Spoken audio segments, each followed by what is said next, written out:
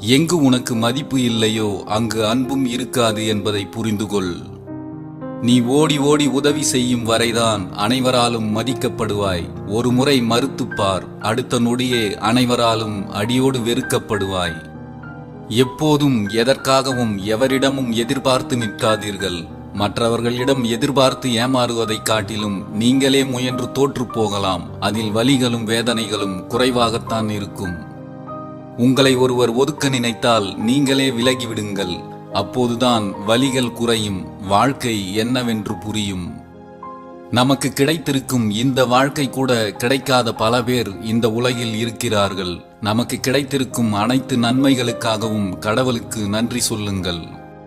தேன் ஊற்றி வளர்த்தாலும் பாகற்காய் கசக்கத்தான் செய்யும். சில மனிதர்களும் அப்படித்தான். வார்த்தைகளில் தேனை தடவி பேசுவார்கள். அவர்களின் உள்ளம் என்னவோ கசப்பானதாக